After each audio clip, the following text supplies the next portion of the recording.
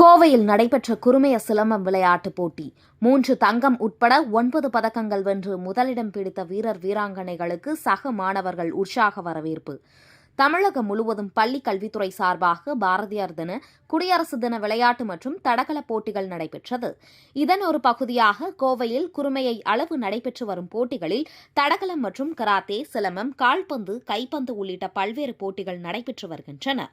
இதன் ஒரு தொடர்ச்சியாக SS குளம் குருமை அளவில் நடைபெற்ற சிலம்பம் போட்டியில் கோவை புறநகர் பகுதிகளைச் சேர்ந்த அரசு மற்றும் தனியார் பள்ளிகளைச் சேர்ந்த 500க்கும் மேற்பட்ட மாணவ மாணவியர் பங்கேற்றனர். வயது அடிப்படையில் ஒற்றை கொம்பு, இரட்டை கம்பு, நடுக்கம்பு என பல்வேறு பிரிவுகளில் நடைபெற்ற போட்டியில் கோவை கவுண்டர் மில் பகுதியைச் சேர்ந்த பள்ளி மாணவர்கள் 3 தங்கம், 5 வெள்ளி, 1 வெண்கலம் என 9 பதக்கங்கள் வென்று மாவட்ட அளவில் முதலிடம் பிடித்தனர். இந்நிலையில் தமிழர் பாரம்பரிய கலையான சிலம்பத்தில் வெற்றி பெற்று பள்ளிக்கு பெருமை சேர்த்த வீரர் வீராங்கனைகளை பாராட்டிய சக மாணவர்கள் கைகளை தட்டி உற்சாக வரவேற்பு அளித்தனர். இதில் கலந்து கொண்ட பள்ளியின் ஆசிரியர் ஹெரால்டோ ஷாம் தங்கம், வெள்ளி மற்றும் வெண்கலம் என 9 பதக்கங்கள் வென்ற மாணவ மாணவிகளை பாராட்டி சான்றிதழ்களை வழங்கி வாழ்த்துக்களை தெரிவித்தார்.